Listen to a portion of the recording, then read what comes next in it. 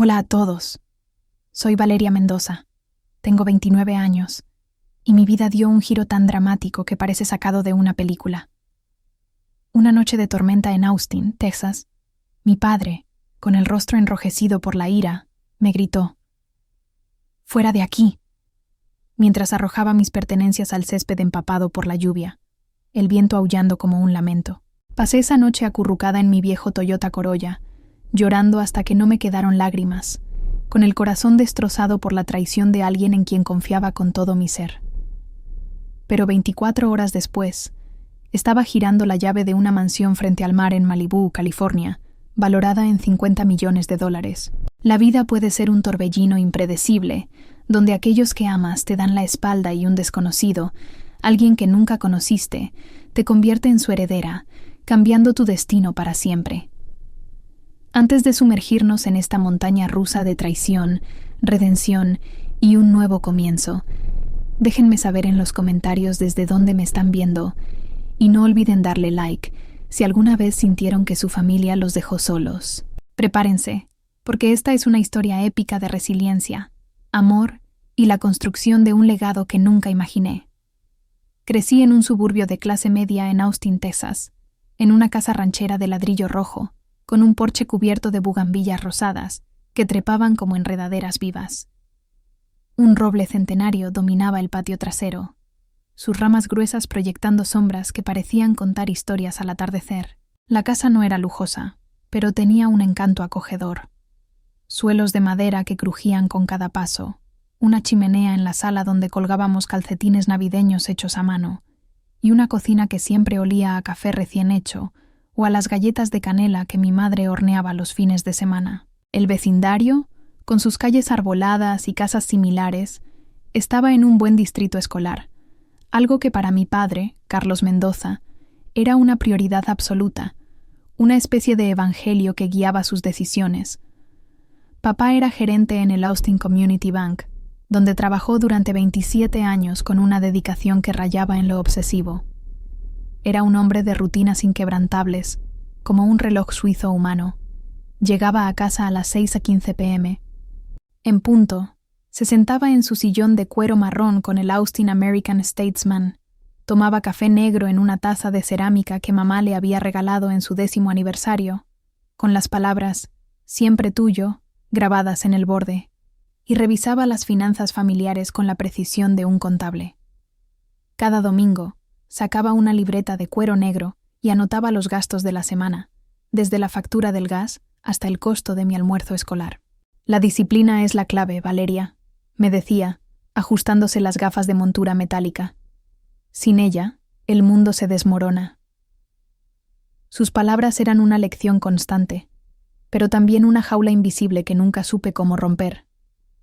Mi madre, Laura, era su contrapeso perfecto, un espíritu libre que llenaba nuestra casa de vida y color. Con su cabello castaño rizado cayendo en cascada sobre los hombros y ojos que brillaban como si guardaran un secreto, mamá era una artista en el alma. Enseñaba clases de arte en una escuela primaria local, donde sus estudiantes la adoraban por su paciencia y su habilidad para transformar un garabato en una obra maestra. En casa, nuestra sala era su lienzo. Acuarelas secándose en la mesa del comedor, lienzos apoyados contra las paredes, un caballete que nunca estaba vacío. Me alentaba a dibujar, a mezclar colores, a perderse en las historias que el arte podía contar. Recuerdo una tarde, cuando tenía 10 años, en que me llevó al Museo de Arte Blanton en Austin. Pasé horas frente a un cuadro de Diego Rivera, fascinada por los tonos vibrantes de los trabajadores en el campo, sus rostros llenos de fuerza y lucha. «El arte no solo se ve, Valeria», me dijo, arrodillándose a mi lado, su voz suave como una caricia. «Se siente. Es un idioma que no todos entienden, pero tú sí». Esas palabras se grabaron en mi corazón, un faro que me guiaría incluso en los momentos más oscuros. Cuando tenía 14 años, nuestra vida se fracturó como un vitral roto. Mamá fue diagnosticada con cáncer de ovario, una noticia que llegó como un relámpago en un día despejado. Durante 2 años, luchó con una valentía que aún me asombra. Pasaba horas a su lado en el hospital, dibujando en un cuaderno para hacerla reír, mientras ella me contaba historias de su infancia en San Antonio. Cómo trepaba a los árboles con su hermano. Cómo pintaba murales en su habitación a escondidas de su madre. A veces, cuando las enfermeras no miraban, sacábamos crayones y pintábamos juntos en hojas de papel que ella guardaba como tesoros. Pero el cáncer fue implacable. La perdimos una tarde de primavera, cuando los árboles afuera de su ventana estaban en plena floración, sus pétalos cayendo como lágrimas. El día de su funeral, vi a mi padre, normalmente tan estoico, con los hombros encorvados y los ojos enrojecidos, como si algo dentro de él se hubiera roto para siempre. Desde entonces, se volvió más rígido, más controlador, como si pudiera evitar más tragedias imponiendo orden en un mundo caótico. La casa, que antes vibraba con la calidez de mamá, se sentía fría, como si los colores se hubieran desvanecido con ella. Guardé sus pinceles en una caja bajo mi cama, pero no podía soportar mirar sus lienzos sin sentir un nudo en el pecho. Mi hermano mayor, Diego, de 32 años, heredó la mentalidad práctica de papá. Era alto, con el cabello corto y la postura confiada de alguien que sabe que está en el camino correcto. Estudió finanzas en la Universidad de Texas en Austin, un logro que papá celebraba como si hubiera ganado una medalla olímpica. Diego se mudó a Dallas para trabajar como analista en una firma de inversiones, donde rápidamente ascendió a gerente de cuentas. Era el hijo modelo. Llegaba en Navidad con regalos caros, un reloj de acero para papá, una licorera de cristal para la casa. Llamaba cada domingo a las 7 p.m. sin falta, y vivía según las reglas de papá. En sus ojos, Diego era la prueba viviente de que su fórmula para la vida funcionaba. Recuerdo cuando éramos niños, y Diego me ayudó a construir una casa de árbol en el patio trasero. Reíamos mientras clavábamos tablas, él prometiendo que sería nuestro cuartel secreto, pero a medida que creció, esas risas se desvanecieron, reemplazadas por su ambición y la presión de ser el orgullo de papá. A veces, cuando llegaba de visita, intentaba recuperar esa conexión, contándome chistes malos o trayéndome un café de su cafetería favorita en Dallas. Pero siempre había una distancia, como si fuéramos extraños compartiendo recuerdos de otra vida. Y luego estaba yo, Valeria, la soñadora, la oveja negra de la familia. Desde niña, me perdía en libros de historia del arte que encontraba en la biblioteca escolar. Dibujaba en cada hoja en blanco que encontraba. Cuadernos, servilletas, márgenes de mis tareas, y soñaba con trabajar en un museo. Los fines de semana, mientras Diego jugaba al fútbol o estudiaba matemáticas, yo exploraba pequeñas galerías en Austin, como la Galería Mexic Arte, o asistía a talleres gratuitos en el centro cultural local. A los 12 años, convencí a mamá para que me llevara a una exposición de arte contemporáneo en el centro. Pasé tanto tiempo frente a una instalación de luces y espejos, hipnotizada por cómo la luz danzaba en patrones impredecibles, que casi perdimos el autobús de regreso. «Tienes un alma de artista», me dijo mamá, sonriendo mientras caminábamos bajo las luces de la ciudad, nuestras sombras alargándose en la acera. «Nunca dejes que nadie apague eso». Esas palabras se convirtieron en mi mantra, un recordatorio de que mi pasión valía la pena, incluso si papá no lo entendía. Tras el instituto, conseguí una beca parcial para estudiar Historia del Arte en la Universidad de California, Los Ángeles, UCLA, con una especialización en conservación de patrimonio cultural. Fue un logro que llenó de orgullo a mamá, aunque papá lo aceptó a regañadientes, frunciendo el ceño mientras firmaba los formularios de la beca. «El arte es un hobby, no una carrera», me repetía, su voz cargada de desaprobación. Pero lo que realmente lo tranquilizaba era mi novio de entonces, Gabriel, un estudiante de economía con cabello perfectamente peinado y una sonrisa que conquistaba a todos.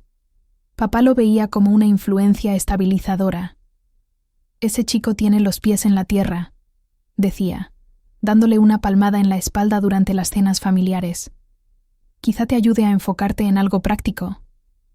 Gabriel era encantador, con ojos color avellana y planes claros. Quería trabajar en Wall Street, comprar una casa en los suburbios y formar una familia.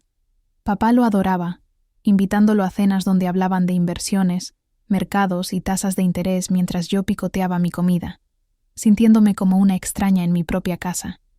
Llegar a UCLA fue como abrir una puerta a un mundo nuevo, un universo vibrante donde todo parecía posible.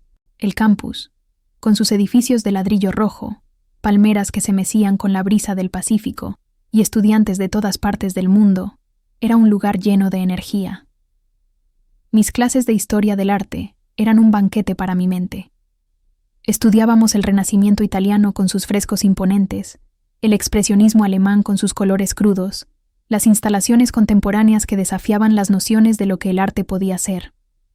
Mis profesores, expertos en sus campos, me inspiraban a ver el arte no solo como objetos bellos, sino como ventanas a la historia humana, a las emociones y luchas de quienes los crearon.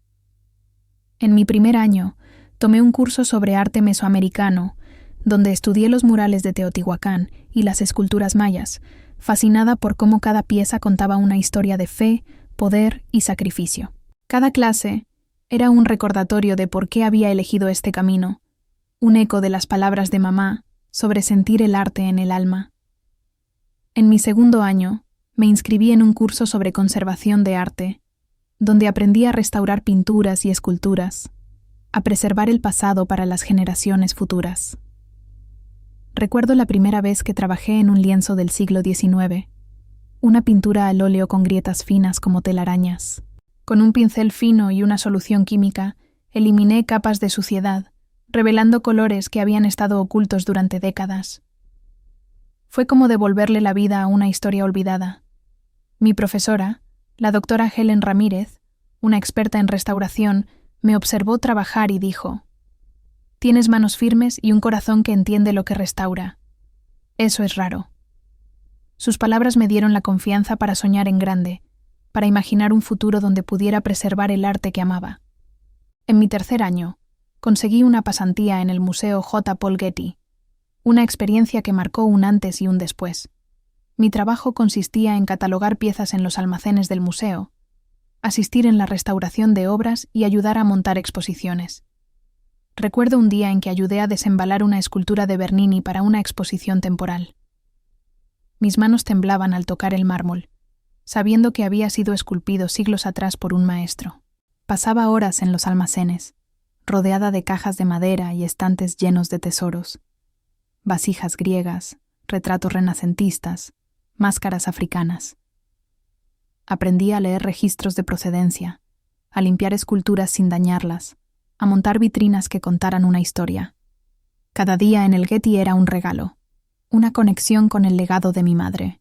Una tarde, mientras trabajaba en un boceto para una exposición, mi supervisora, Margaret, una mujer con décadas de experiencia, me dijo: «Tienes un don para esto, Valeria. No solo restauras arte, lo entiendes». Sus palabras se convirtieron en un ancla, un recordatorio de que mi pasión tenía un propósito. Gabriel, sin embargo, no compartía mi entusiasmo. Aunque al principio apoyaba mi pasión, con el tiempo comenzó a verla como una distracción. «Es genial que te guste el arte, pero ¿cómo vas a vivir de eso?», me decía, sentado en un café cerca del campus, su maletín de cuero en el suelo como un símbolo de su futuro planificado. Quería que después de graduarme, buscara un trabajo en marketing o relaciones públicas, algo que pagara las cuentas. Cuando aceptó un puesto en un banco de Nueva York, me pidió que lo acompañara y dejara el arte atrás.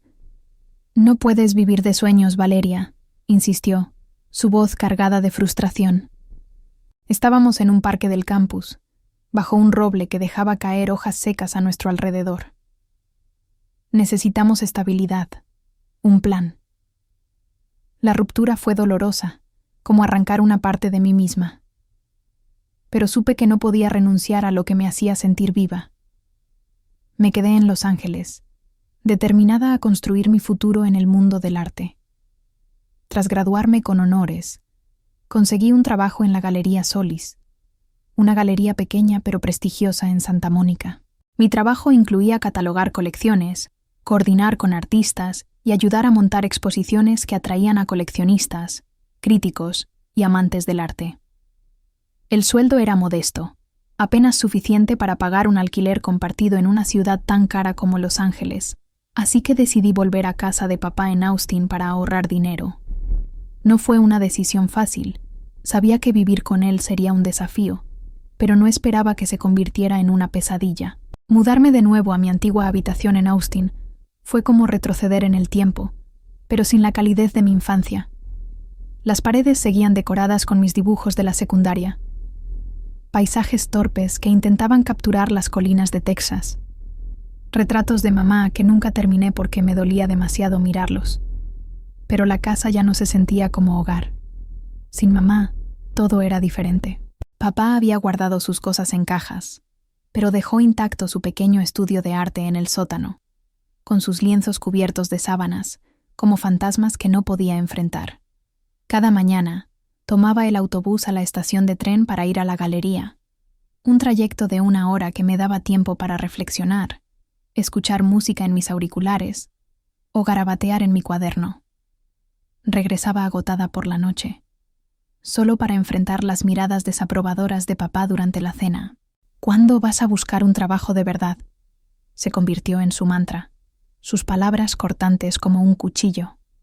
Yo defendía mi trabajo con pasión, contándole sobre las exposiciones que organizaba, los artistas emergentes que apoyábamos, o cómo una de mis instalaciones, una serie de esculturas hechas con materiales reciclados, había atraído a un crítico de Los Angeles Times. Pero para él, todo eso era irrelevante. «El arte no paga hipotecas, Valeria», me repetía, cortando su bistec con precisión quirúrgica. «Mírate, viviendo en casa a los 28 años, deberías estar construyendo una carrera sólida, como Diego». Sus palabras me dolían, pero me aferraba a mi pasión, recordando las palabras de mamá. «Sigue tu corazón, Valeria. El mundo necesita más belleza». A pesar de las tensiones, amaba mi trabajo en la Galería Solis. Cada exposición era un desafío creativo, desde negociar con artistas temperamentales hasta coordinar la logística de transporte de piezas frágiles, como una escultura de vidrio que casi se rompió en tránsito. Una de mis mayores alegrías fue organizar una muestra de artistas latinos emergentes, donde presentamos obras que exploraban temas de identidad, migración y resistencia. Recuerdo a un joven artista mexicano, Miguel, cuyo mural de su abuela cruzando la frontera con México en los años 70 conmovió a los visitantes hasta las lágrimas. Ver a una mujer mayor, con lágrimas en los ojos, tocar el mural como si estuviera tocando su propia historia, me llenó de orgullo. Pero en casa, esas victorias no significaban nada. Papá solo veía un salario bajo y una hija que, en sus ojos, se negaba a crecer. Hace 8 meses, nuestra dinámica familiar cambió drásticamente cuando Claudia Ramírez entró en escena. Papá la conoció en una conferencia bancaria en Houston, un evento al que asistía cada año con la misma camisa azul planchada y un maletín lleno de notas. Claudia, de 50 años, era una asesora financiera que había trabajado en Miami antes de mudarse a Austin. Con su cabello castaño perfectamente teñido, trajes de diseñador que parecían costar más que mi salario mensual y una sonrisa que parecía ensayada frente a un espejo, Claudia era la imagen del éxito. En pocas semanas, empezó a pasar las noches en casa, trayendo consigo una maleta de ropa cara y una actitud que me ponía los nervios de punta. 2 meses después, se mudó oficialmente, instalándose en la habitación de huéspedes con la naturalidad de alguien que siempre había estado allí. Desde el principio, algo en Claudia me incomodaba. Con papá, era todo dulzura. Le preparaba café por las mañanas, reía con sus chistes malos sobre contabilidad y lo acompañaba a eventos del banco, donde se movía con la confianza de una estrella de cine. Pero cuando estábamos solas, su fachada se desvanecía como una máscara que se desliza. Reorganizaba la cocina sin preguntar, moviendo mis cosas para que no pudiera encontrar mi taza favorita o los utensilios que usaba para cocinar mis comidas veganas. Cambió la disposición de los muebles en la sala, reemplazando las fotos de mamá con su familia por cuadros abstractos sin alma que compró en grandes almacenes. Sus comentarios eran puñaladas disfrazadas de cumplidos. Qué adorable que trabajes en esa galería tan humilde, Valeria. No todos tienen la libertad de dedicarse a sus pasiones. Intenté ser amable, recordando lo solo que había estado papá desde la muerte de mamá, pero estaba claro que Claudia no tenía interés en ser mi amiga. Su objetivo era afianzarse en la vida de mi padre, y yo era un obstáculo en su camino. Con el tiempo, su influencia sobre papá creció como una enredadera que se enreda en todo lo que toca. Empezó a criticar aspectos de mi vida que antes toleraba. Mi dieta vegana, que nunca había sido un problema, de repente complicaba las comidas familiares. No puedo cocinar con tantas restricciones, se quejaba, aunque yo siempre preparaba mi propia comida. Mis horarios en la galería, que a veces me hacían llegar tarde, eran irresponsables. Mis compras ocasionales de grabados o pequeñas piezas de arte, que pagaba con mi propio dinero, eran un derroche. Una noche, llegué a casa temprano con un dolor de cabeza después de un día caótico en la galería, y la escuché hablando con papá en la sala. Me preocupa Valeria, Carlos. Vivir en casa a los 29 años no es sano. Se está aprovechando de tu generosidad. Papá, con un tono inseguro, respondió. Está ahorrando dinero. Pero Claudia no cedió. No aporta nada al hogar. Ese trabajo suyo es más un hobby que una carrera. La estás malcriando al dejarla vivir aquí sin responsabilidades. Me quedé helada en el pasillo, con el corazón latiendo fuerte, mis manos apretadas en puños. ¿Cómo se atrevía a hablar así de mí? Alguien que apenas me conocía, después de todo lo que papá y yo habíamos pasado juntos. Intenté ignorarla, pero sus palabras se clavaban como espinas, cada una perforando mi confianza. Días después, recibí una notificación de mi banco, una herencia de mi abuela materna, un fondo fiduciario de $15,000 que maduraba al cumplir 29 años. Estaba emocionada, planeando usar el dinero para alquilar un apartamento en Los Ángeles o tomar cursos de autentificación de arte en el Instituto Getty. Pero Claudia se enteró, probablemente porque revisaba el correo antes de que yo lo viera. Durante la cena, con una sonrisa calculada que no llegaba a sus ojos, dijo: «Ahora que recibiste ese dinero, Carlos y yo pensamos que deberías contribuir con $1,000 al mes para los gastos de la casa. Sé lo justo, ¿no?» Papá asintió sin mirarme a los ojos, como si estuviera avergonzado pero incapaz de contradecirla.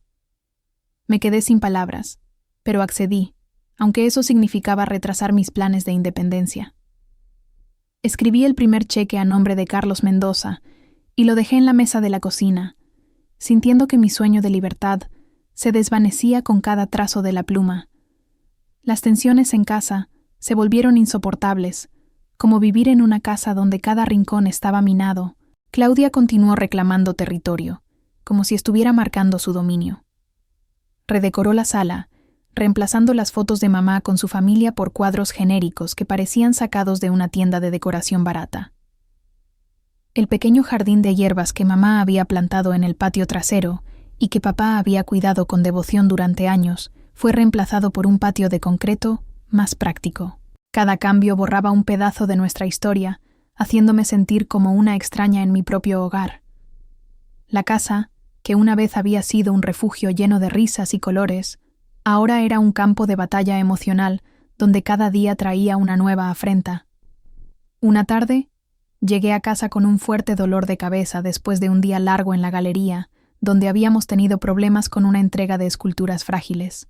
Encontré a Claudia en mi habitación, revisando mis cajones con una calma inquietante, como si tuviera todo el derecho del mundo. «¿Qué haces?», demandé, furiosa, dejando caer mi bolso al suelo con un golpe seco. Sin inmutarse, respondió: «Solo estoy organizando. Esta casa necesita sistemas». Intenté mantener la calma, pero mi voz temblaba de rabia. «Mi habitación no necesita tus sistemas. No vuelvas a entrar sin mi permiso». Sus ojos se entrecerraron, y con una sonrisa fría dijo: «Esta es la casa de Carlos. Todo aquí es de nuestra incumbencia». Sus palabras eran una declaración de guerra, una afirmación de que mi lugar en la casa no era más importante que el suyo. Esa noche, le contó a papá que había sido increíblemente grosera con ella, y él me dio una charla sobre respetar a los mayores, sin siquiera escuchar mi versión. Me sentía atrapada, como si estuviera perdiendo mi lugar en mi propia familia. Lo peor llegó cuando noté que faltaban algunas joyas de mi madre, un collar de perlas que usaba en ocasiones especiales, un anillo de zafiro que le regaló mi abuelo cuando se casaron y unos aretes de oro que eran su tesoro más querido. Papá me había dado su joyero después de su muerte, una caja de madera tallada con flores que olía a su perfume favorito. Yo las guardaba con cariño, tocándolas cuando extrañaba a mamá, cada pieza un recordatorio de su risa, de sus manos suaves, de los días en que pintábamos juntas. Cuando confronté a Claudia, me miró con una expresión de falsa compasión que me dio náuseas. «Oh, cariño, tu padre me las dio. Dijo que Laura habría querido que las tuviera». Sabía que era mentira. Papá nunca habría regalado las joyas de mamá sin decírmelo. Cuando le pregunté, pareció confundido, frotándose la frente como si intentara recordar. «Claudia dijo que no las querías, que te parecían anticuadas. Dijo que estabas de acuerdo». Era mi palabra contra la suya, y ella estaba ganando terreno. Desesperada, llamé a Diego en Dallas. Lo sorprendí en medio de una reunión, pero no podía esperar. «Algo no está bien con Claudia», le dije, mi voz temblando mientras caminaba por el estacionamiento de la galería para tener privacidad. «Está manipulando a papá, revisando mis cosas, y creo que se llevó las joyas de mamá». Diego suspiró con impaciencia, como si estuviera lidiando con una niña caprichosa. «Valeria, estás siendo paranoica. Papá está feliz por primera vez en años. Claudia es exitosa, sofisticada. Tal vez te sientes amenazada porque ella tiene una carrera sólida y tú no».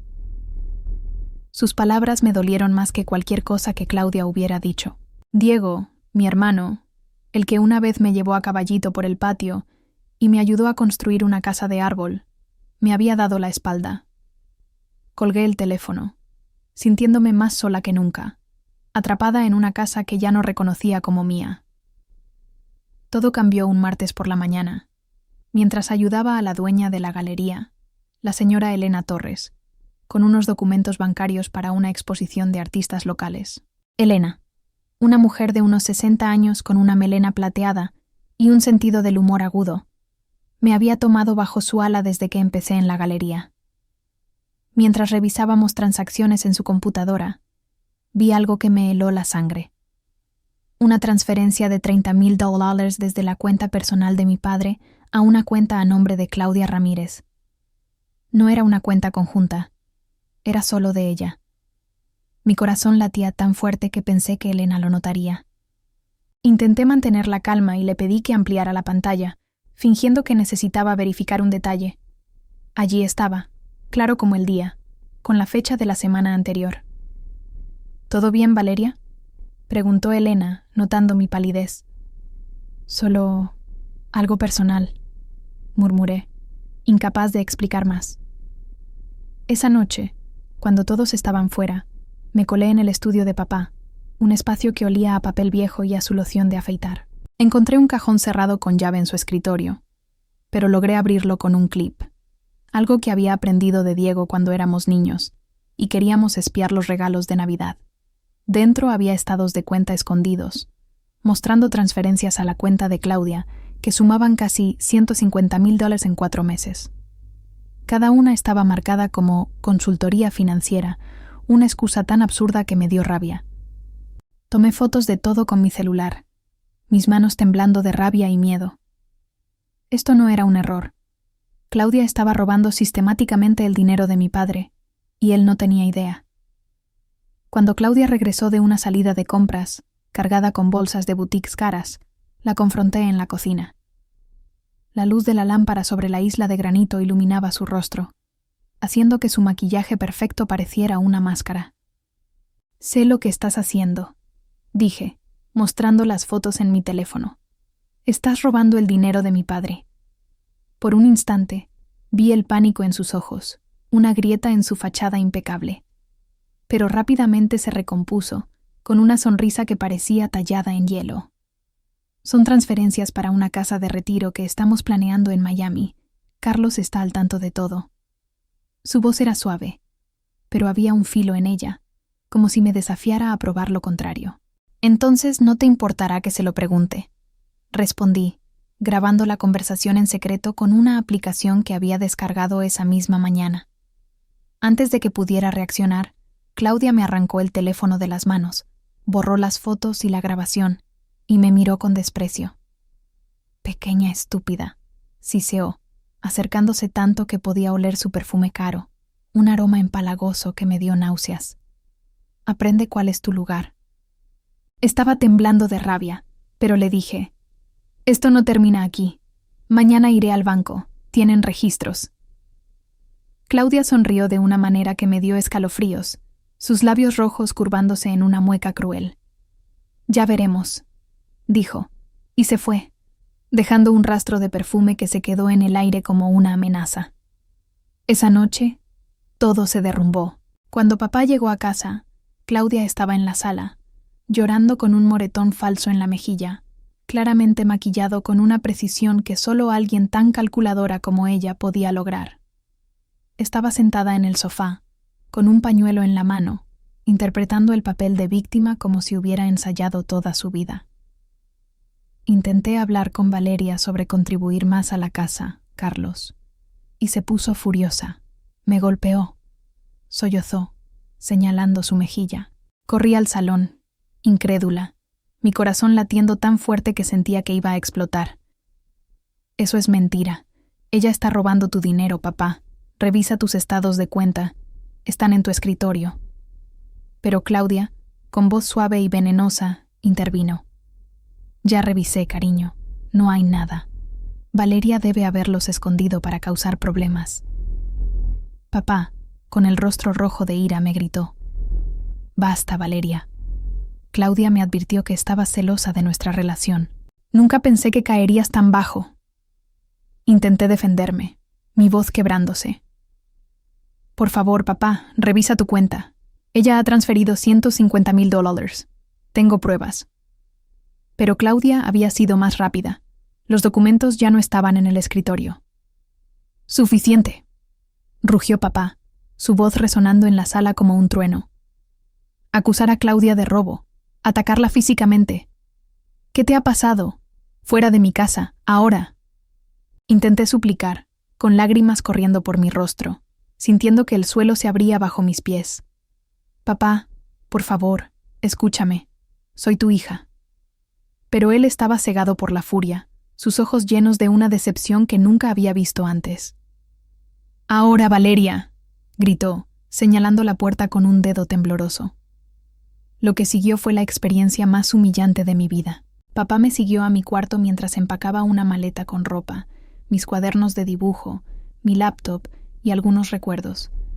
Cuando intenté tomar el joyero de mamá, me detuvo, su mano firme en mi muñeca. Eso pertenece a la familia.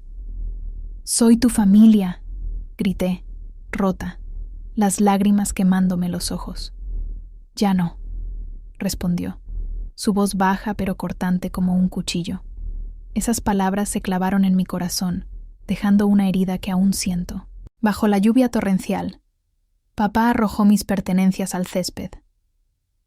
Libros empapados que se deshacían en mis manos, ropa que se ensuciaba en el lodo, mi laptop que milagrosamente sobrevivió.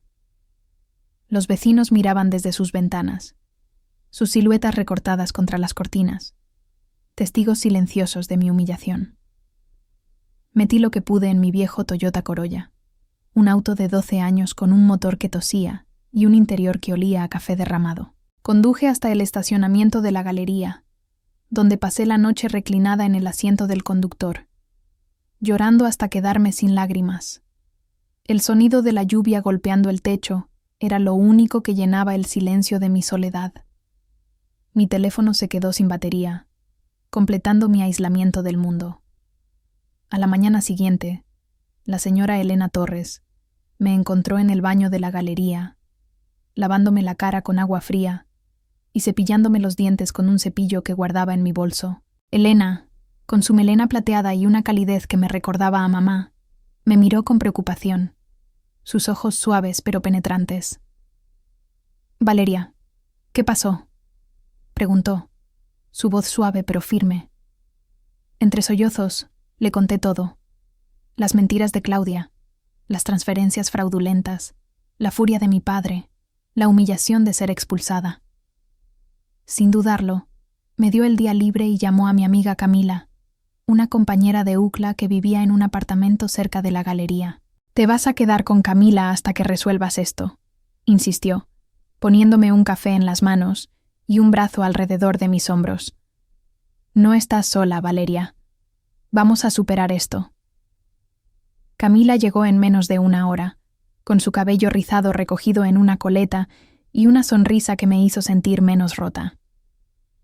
Me ayudó a trasladar mis cosas a su pequeño apartamento en Austin, un lugar lleno de plantas en macetas, libros desordenados y un sofá-cama que olía a incienso de lavanda. Me abrazó mientras lloraba de nuevo, y su compasión me hizo preguntarme cómo una amiga podía mostrar tanta bondad cuando mi propio padre me había expulsado.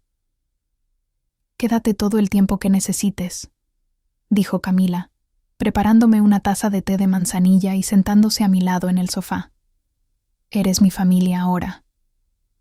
Sus palabras, aunque reconfortantes, no podían llenar el vacío que sentía, pero me dieron la fuerza para seguir adelante. Esa noche, mientras desempacaba mis pocas pertenencias en el sofá-cama de Camila, encontré una carta sin abrir en una de mis bolsas.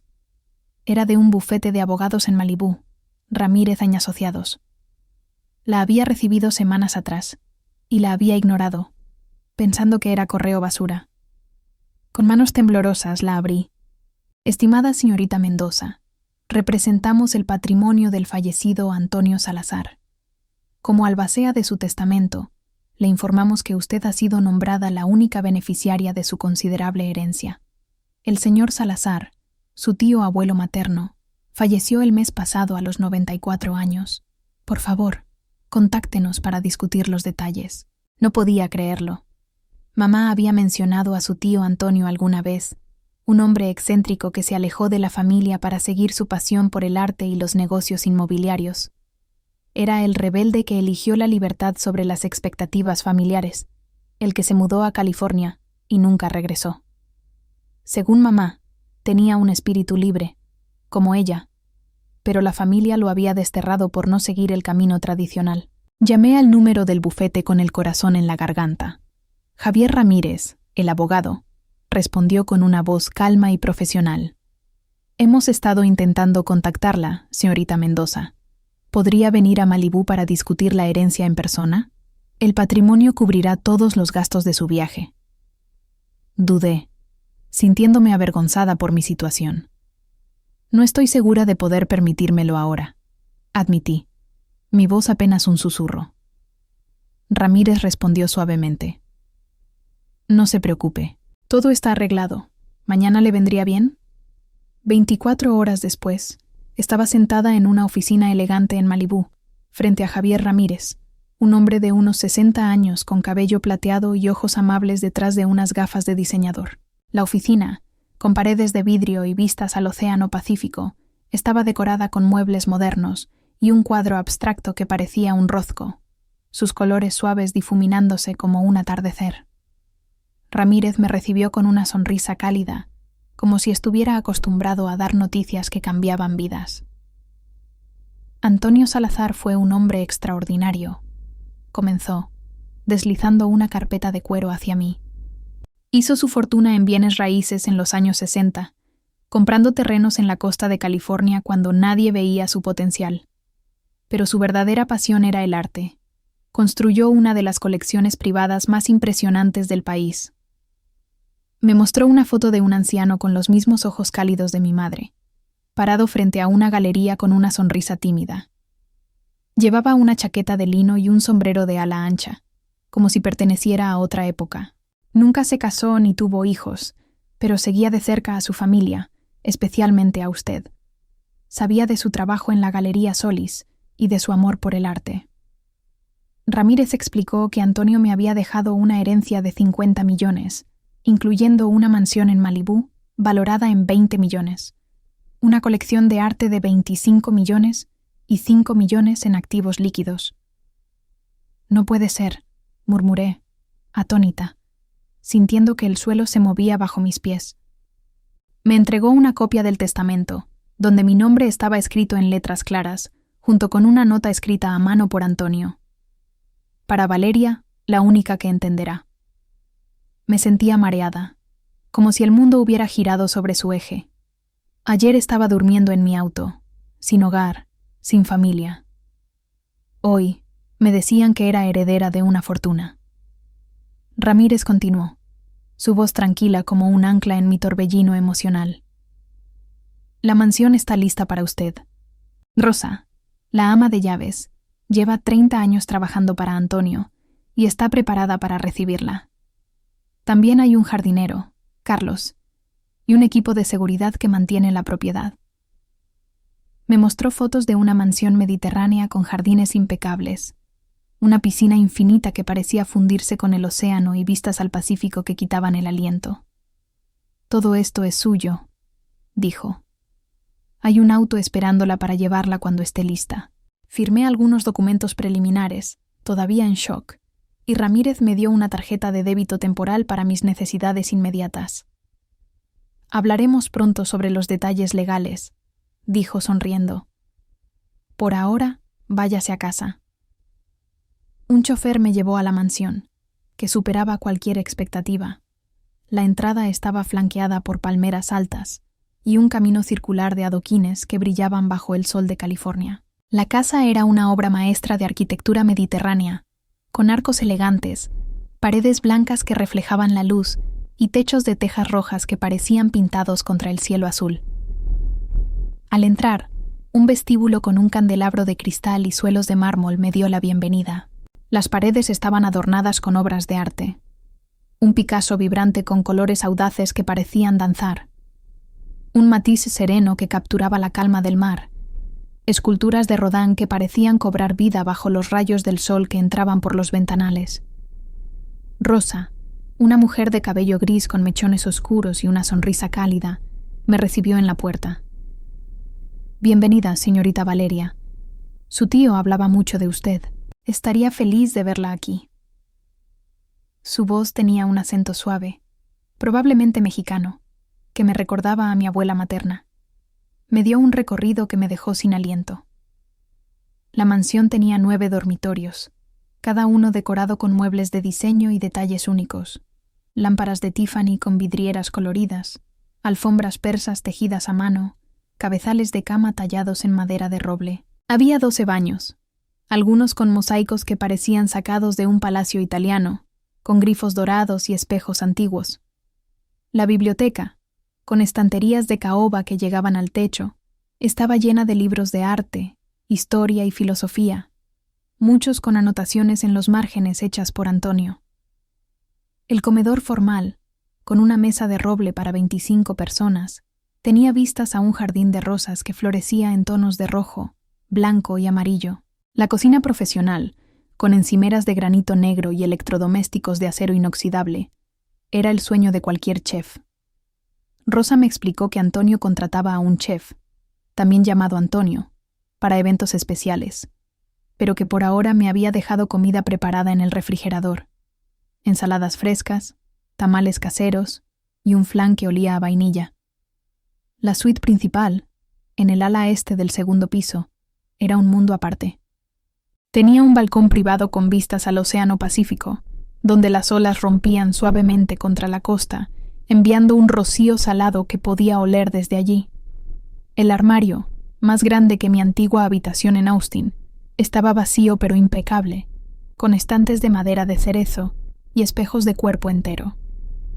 El baño tenía una ducha de mármol con cabezales múltiples que parecían una cascada y una bañera profunda frente a un ventanal con vistas al mar. ¿Esta era la habitación de Antonio?, pregunté, tocando una colcha de seda azul que parecía tejida con hilos de cielo. No, señorita, respondió Rosa, con una sonrisa. La suya está en el ala oeste. Esta suite fue diseñada para usted hace 5 años, cuando supo de su interés por el arte. Sentí un nudo en la garganta, lágrimas pinchando mis ojos. Un hombre al que nunca conocí había preparado un lugar para mí mientras yo luchaba por encajar en la casa de mi padre. El recorrido terminó en la Galería de Arte, un antiguo salón de baile transformado en un espacio con iluminación y clima controlados, como un museo privado. Contenía esculturas renacentistas, pinturas impresionistas, artefactos mesoamericanos y obras contemporáneas dispuestas en una armonía cuidadosamente curada. Había un relieve maya del siglo XI con intrincados grabados de dioses y guerreros, un retrato de Modigliani con ojos melancólicos que parecían seguirte, una instalación cinética de Calder que giraba lentamente, atrapando la luz en destellos dorados. Rosa me mostró los diarios de Antonio, una colección de cuadernos encuadernados en cuero llenos de notas detalladas sobre cada pieza.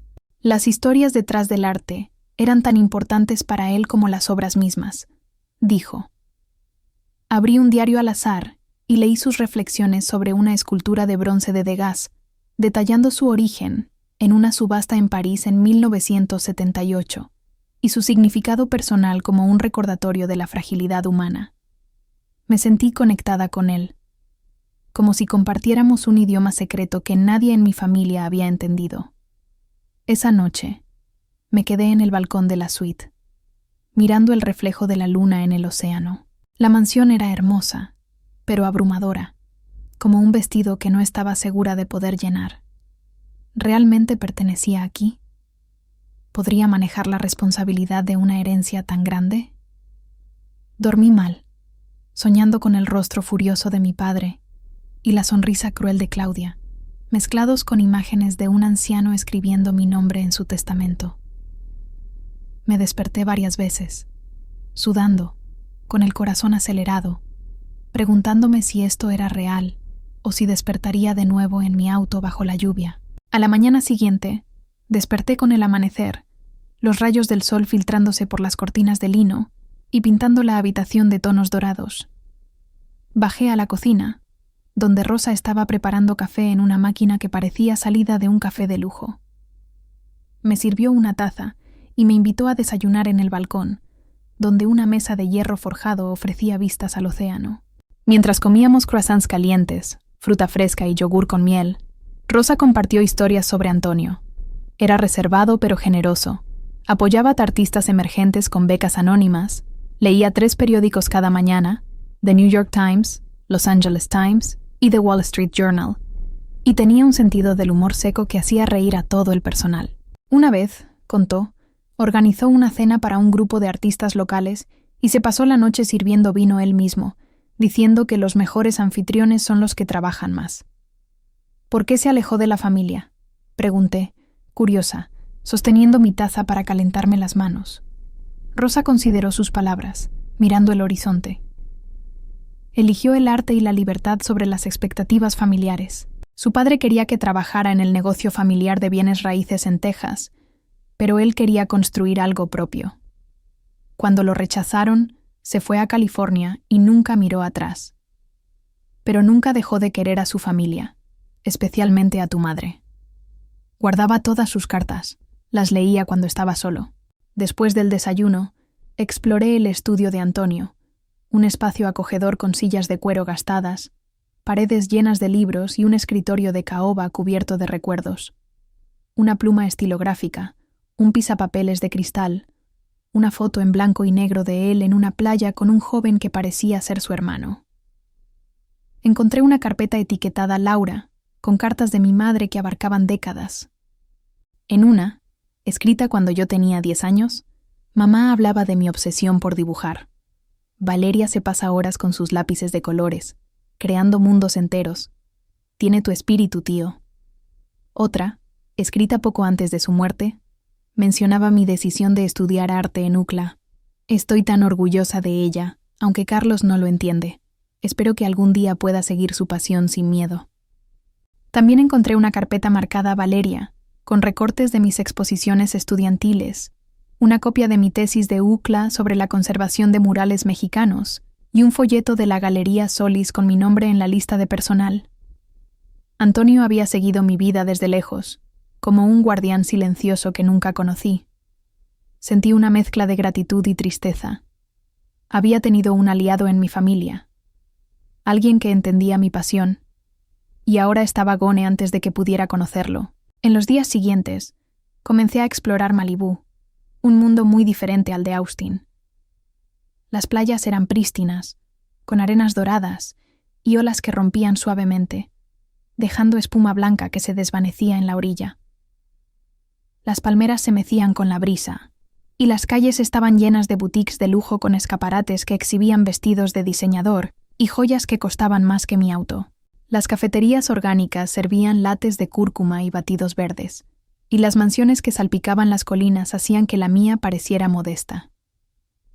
Visité el Museo de Arte del Condado de Los Ángeles, LACMA, donde me perdí en una exposición de Frida Kahlo, admirando la intensidad de sus autorretratos, sus colores audaces que parecían gritar dolor y resiliencia. Allí conocí a Elena Vargas, una curadora de unos 40 años con una energía vibrante y un conocimiento enciclopédico del arte latinoamericano. Nos conectamos hablando de la influencia de Kahlo en el arte contemporáneo, sentadas en un banco frente a un autorretrato de Frida con monos. «Sabes mucho de esto», me dijo, impresionada.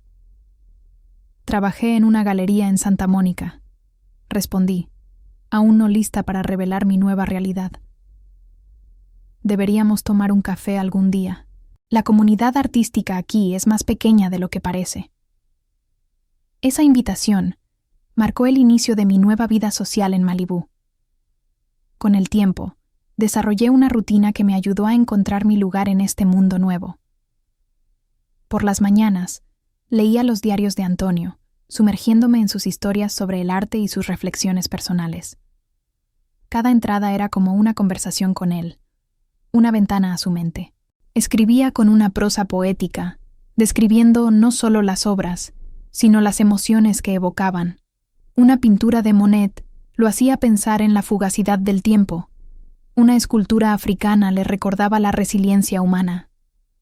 Por las tardes, me reunía con Javier Ramírez para discutir los detalles legales de la herencia, transferencias de propiedades, impuestos, inversiones. Ramírez era paciente, explicándome cada paso con claridad, asegurándose de que entendiera la magnitud de mi nueva responsabilidad.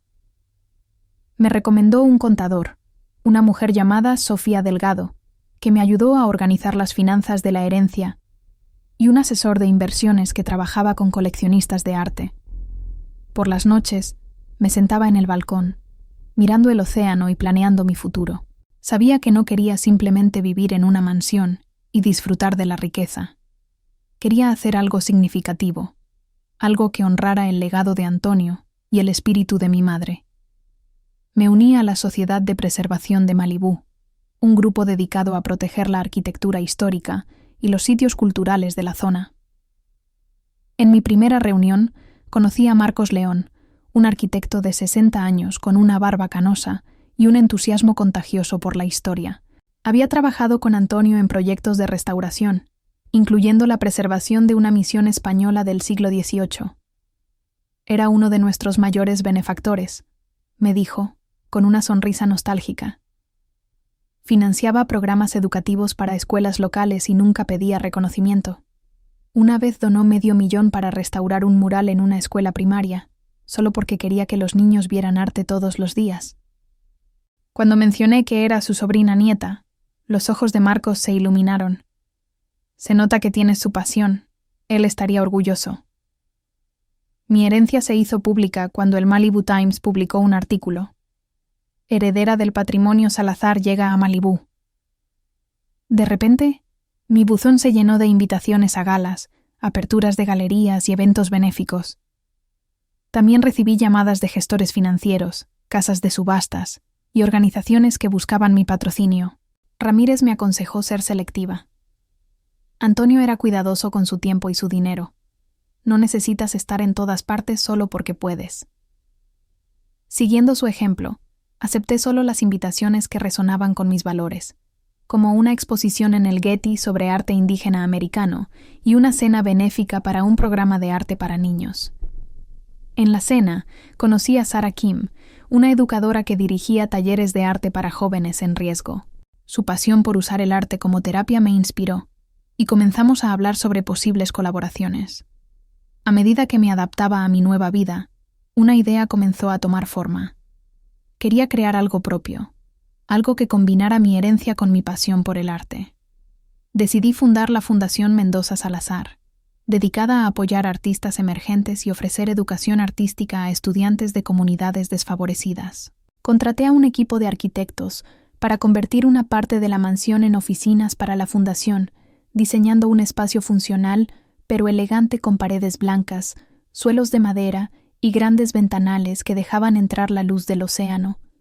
También planeé abrir la Galería de Antonio a visitas educativas, permitiendo que estudiantes, profesores y amantes del arte vieran su colección. La idea me llenó de propósito, como si estuviera tejiendo un puente entre el legado de Antonio, el amor de mi madre por el arte y mi propio sueño de hacer una diferencia.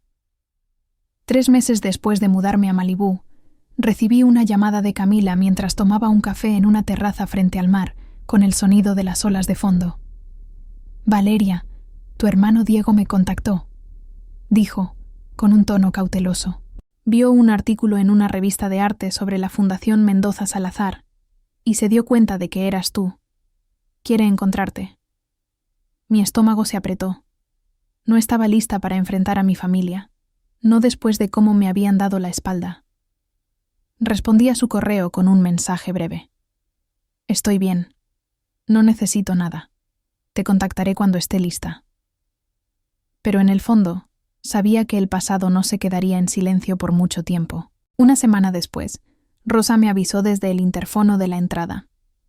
«Señorita Valeria, hay un hombre y una mujer en la puerta que insisten en verla. Dicen que son su padre y su pareja». Mi corazón se aceleró. Me tomé un momento para componerme, cambiándome a un vestido azul sencillo pero elegante, como una armadura para la batalla que se avecinaba.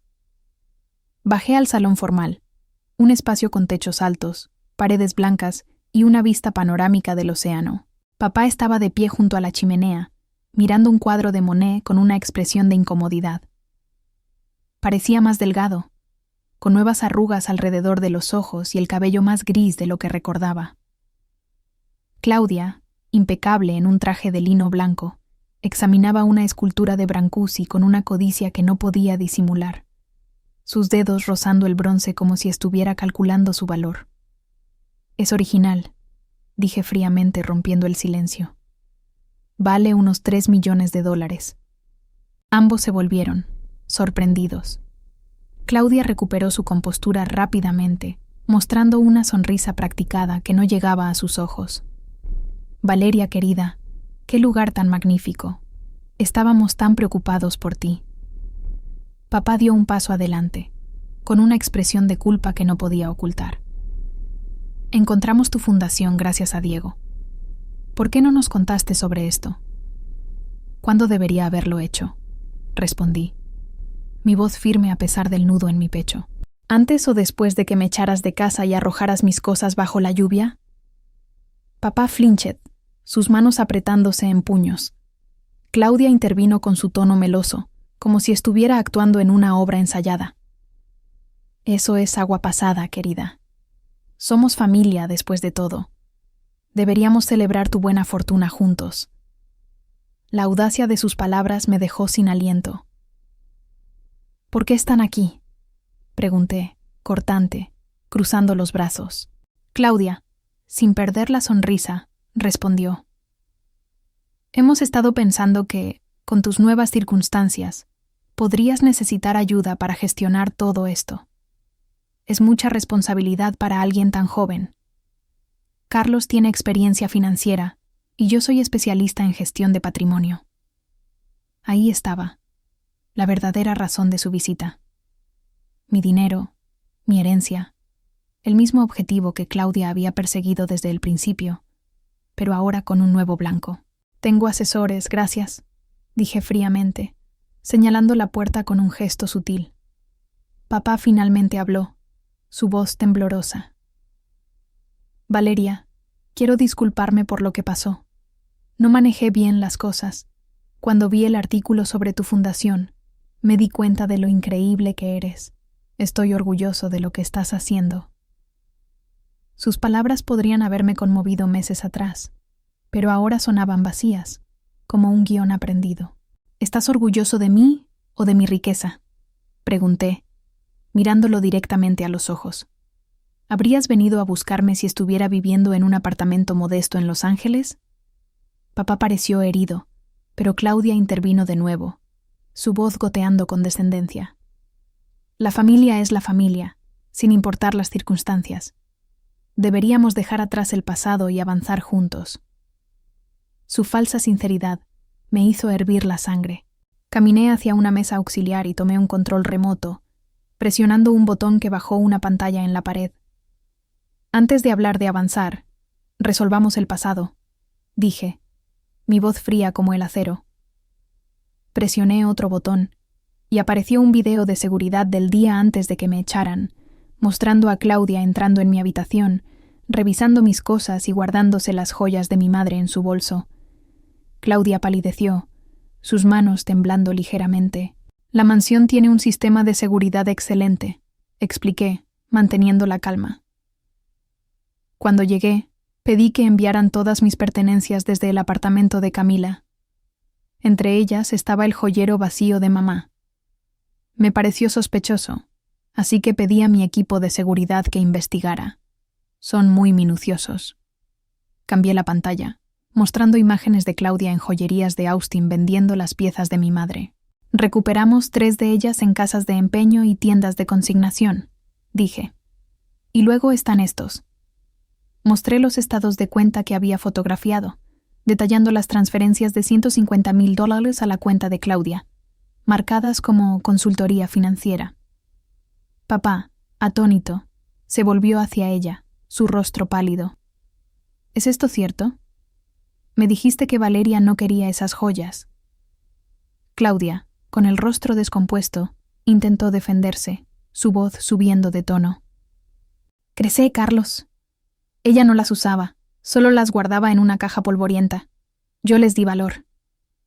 Valor monetario, corregí, mi voz firme. Nunca te importó su valor sentimental. Eran de mi madre. Papá parecía haber recibido un golpe físico, sus manos temblando.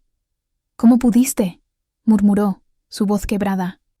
Claudia, perdiendo toda pretensión, se volvió hacia mí con furia, sus ojos brillando de rabia. Pequeña ingrata, tenías todo. Un padre que te mantenía mientras jugabas con tu trabajito artístico, un lugar donde vivir gratis. Yo trabajé por lo que tomé. Mentiste y manipulaste, respondí, manteniendo la calma aunque mi corazón latía con fuerza. Fuiste más lista que nosotros, dijo, con desprecio. Carlos fue un blanco fácil, tan desesperado por compañía, que nunca cuestionó por qué alguien como yo estaría con un gerente de banco aburrido y su hija necesitada. Papá se derrumbó en un sofá, con el rostro entre las manos, como si el peso de la verdad lo aplastara. He sido un idiota, susurró. Presioné un botón en el teléfono de la casa. Seguridad la escoltará afuera, Claudia. La policía de Austin ya fue notificada sobre el robo y el fraude. Ella me miró con odio, como si quisiera atacarme, pero los guardias aparecieron y la flanquearon, su presencia imponente. Esto no termina aquí, gritó mientras la llevaban a la puerta, sus tacones resonando en el mármol. Oh, sí termina, respondí, mi voz firme. Completamente. Cuando Claudia se fue, me senté frente a papá, manteniendo una distancia emocional a pesar de un destello de compasión. ¿Por qué la creíste, papá? Después de todos nuestros años juntos, ¿cómo tomaste su palabra sobre la mía? Él frotó su rostro, agotado, con lágrimas brillando en sus ojos. Estaba solo, Valeria. Después de que tu madre murió, me hundí en el trabajo, en criarlos a ti y a Diego. Luego Diego se fue, y tú estabas construyendo tu vida. Claudia me hizo sentir necesitado, valorado. Elegí lo fácil en lugar de lo difícil. Fue más sencillo creer que estabas celosa que admitir que había cometido un error terrible. Su disculpa era sincera, pero no podía borrar el dolor de esa noche bajo la lluvia, de escuchar ya no cuando dije que era su familia. Necesito tiempo, papá, dije, mi voz suave pero firme. Rompiste algo entre nosotros que no se arregla con una conversación. Él asintió, con lágrimas corriendo por sus mejillas. ¿Podríamos hablar de nuevo alguna vez? ¿Intentar repararlo? Tal vez, respondí. Pero en mis términos, no porque estés impresionado con esto. Hice un gesto hacia la mansión, los cuadros, la opulencia. Solo quiero recuperar a mi hija, dijo simplemente, su voz quebrada. Cuando se fue, sentí una mezcla de dolor, esperanza cautelosa y una nueva fuerza. Por primera vez, lo había enfrentado como igual, no como su hija dependiente desesperada por su aprobación. Esa noche, Diego me llamó, su voz llena de arrepentimiento. Valeria, papá me contó todo. ¿Es cierto lo de Claudia? Cada palabra, confirmé, sentada en el balcón con una copa de vino. Jesús, exhaló. Debí escucharte. Lo siento, te descarté sin pensarlo. Quiero hacer las cosas bien. Elegiste creer lo que era conveniente como papá, dije, mi tono firme pero no cruel. Eso es justo, admitió. No espero que todo vuelva a ser como antes, pero quiero intentar recuperar a mi hermana. Sin agendas, sin pedir nada. Pensé en Antonio, que había cortado todo contacto con su familia. ¿Le había traído paz o solo otro tipo de soledad? Podemos hablar, dije finalmente. Pero la confianza se reconstruye con tiempo. Lo entiendo, respondió. Y Valeria, estoy orgulloso de lo que estás haciendo con la fundación. Es perfecto para ti. 6 meses después de mudarme a Malibú, transformé la casa de la piscina en una galería para la Fundación Mendoza Salazar. Trabajé con un equipo de arquitectos y diseñadores para crear un espacio moderno con grandes ventanales que dejaban entrar la luz del océano, paredes blancas para destacar las obras y un aula para programas educativos. La exposición inaugural, Voces Emergentes del Arte Estadounidense, presentó a 10 artistas desconocidos de orígenes diversos. Un pintor chicano de Los Ángeles que retrataba la vida en los barrios, una escultora afroamericana de Chicago que usaba materiales reciclados, un artista queer de Nueva Orleans, cuyas instalaciones exploraban la identidad de género. Cada obra contaba una historia de lucha, identidad y esperanza. La apertura atrajo a 250 personas, incluyendo críticos de arte, educadores y funcionarios locales. El Malibu Times publicó una reseña de página completa, elogiando nuestra misión de democratizar el arte y llevarlo a comunidades que rara vez tienen acceso. Con la ayuda de una terapeuta, la doctora Ana López, comencé a sanar las heridas de mi pasado. Ana, recomendada por Elena Vargas, era una psicóloga especializada en trauma familiar, con una oficina acogedora llena de plantas y arte abstracto.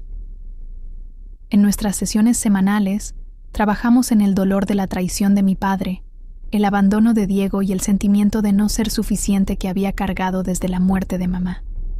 Tu valor no está en lo que logras o produces, Valeria, me dijo en una sesión pivotal, mientras lágrimas corrían por mi rostro.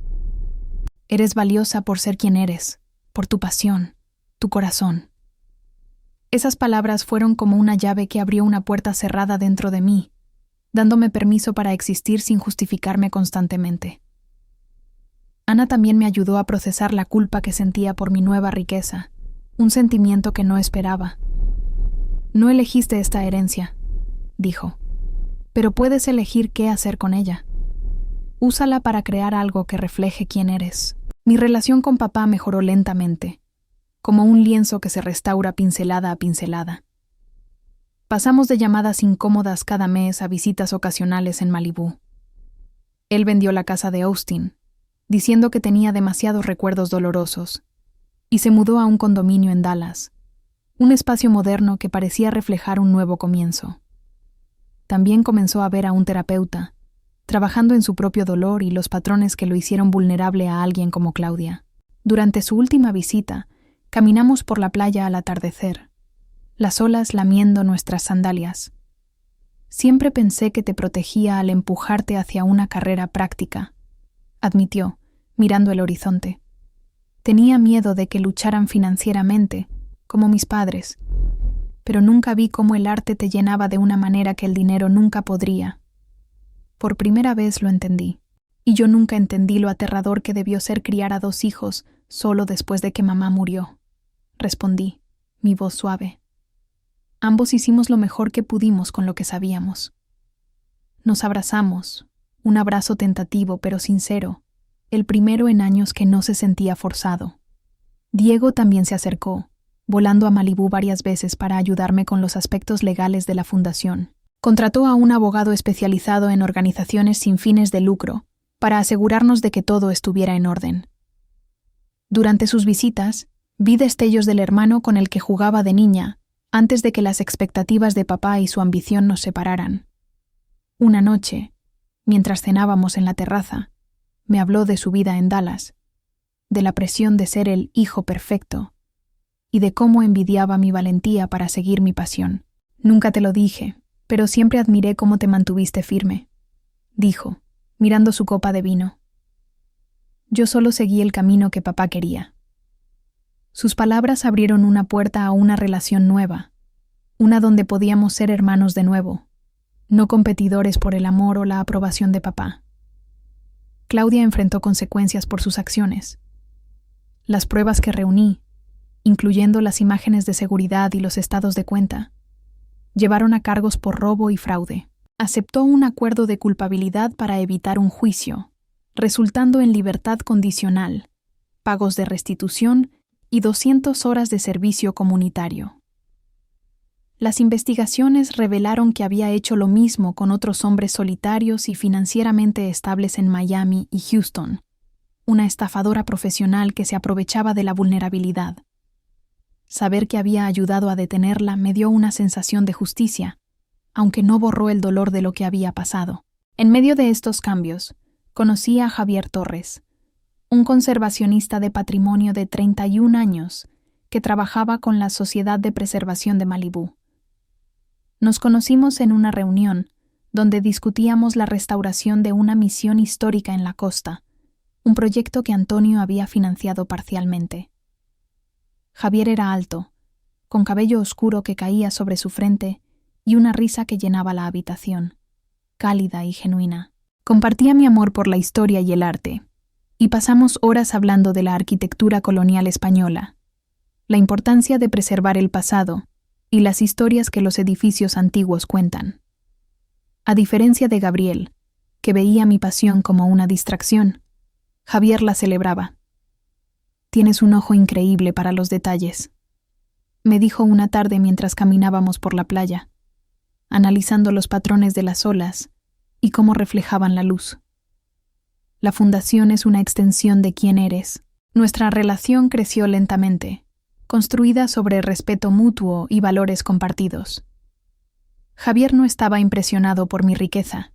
Le importaba mi visión, mi pasión por hacer el arte accesible.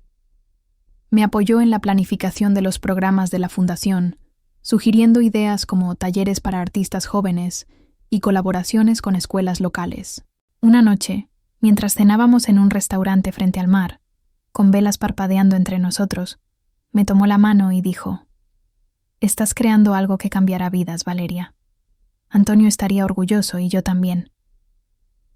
Sus palabras me llenaron de una calidez que no había sentido en años, una sensación de ser vista, no por lo que tenía, sino por quién era. Un mes después de la apertura de la galería, regresé a Austin para agradecerle a la señora Torres y a Camila por su apoyo durante mis días más oscuros. La ciudad se sentía familiar pero extraña, como un sueño desvaído.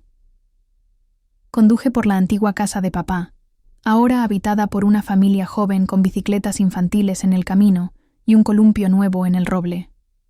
La vista me trajo paz, como si la casa hubiera encontrado una nueva vida, libre de los fantasmas del pasado.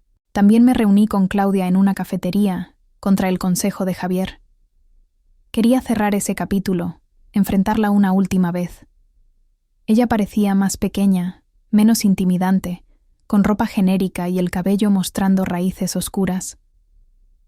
«No me arrepiento de lo que hice», dijo, después de un silencio incómodo, removiendo su café. pero lamento que llegara tan lejos. He cambiado, Claudia, respondí, mirándola a los ojos. Ahora construyo algo significativo en lugar de quitarle a otros. Me miró con un atisbo de respeto, algo que nunca esperé. Has crecido, dijo simplemente. Al alejarme, sentí que el último peso se levantaba de mis hombros. Claudia ya no tenía poder sobre mí. De vuelta en Malibú, lancé un programa de becas para estudiantes de arte de comunidades desfavorecidas, en colaboración con escuelas locales y la organización de Sarah Kim. También iniciamos talleres gratuitos para niños, donde podían pintar, esculpir y explorar su creatividad en un espacio seguro. Cada iniciativa era un paso hacia el cumplimiento del legado de Antonio y mi propio propósito. En mi cumpleaños número 30, papá me envió una carta que mamá había escrito a Antonio antes de su muerte. Hablaba de mi aceptación en UCLA y mi emoción por estudiar arte. Valeria ve belleza donde otros ven impracticidad. Espero que algún día se encuentren. Sé que reconocerían el espíritu del otro. Venía con una foto mía a los 18 años, sonriendo frente al Getty, con un cuaderno de bocetos en la mano. La enmarqué y la puse en mi oficina en la fundación, un puente entre el pasado y el futuro. Hoy, mientras escribo esto, estoy en el balcón de mi suite, mirando el océano Pacífico bajo un cielo lleno de estrellas que titilan como promesas. La Fundación Mendoza Salazar crece cada día, con planes para expandir nuestros programas a otras ciudades de California, como San Francisco y San Diego. Estamos negociando una colaboración con LACMA para llevar exposiciones itinerantes a comunidades rurales, un proyecto que me llena de emoción. Mi relación con papá y Diego sigue sanando, un proceso lento pero esperanzador, como restaurar un lienzo dañado con paciencia y cuidado. Javier y yo planeamos nuestro primer viaje juntos, a México, para explorar los murales de Rivera y Siqueiros en la Ciudad de México, un sueño que nunca imaginé compartir con alguien que entendiera mi pasión tan profundamente. La vida me ha enseñado que la familia no siempre es de sangre. A veces son las personas que te sostienen en la tormenta, como Camila y la señora Torres, que me dieron refugio cuando no tenía a dónde ir. A veces es un tío abuelo que nunca conocí, pero que vio mi alma a través de mis elecciones y me dejó un legado que cambió mi vida. A veces es la persona que te conviertes cuando dejas de buscar la aprobación y comienzas a construir una vida que refleja quién eres. Mi camino no ha sido fácil. He enfrentado traiciones, pérdidas y noches oscuras donde dudé de mi propio valor. Pero cada herida me ha hecho más fuerte. Cada pérdida me ha llevado a algo nuevo, y cada paso me ha acercado a la mujer que siempre quise ser.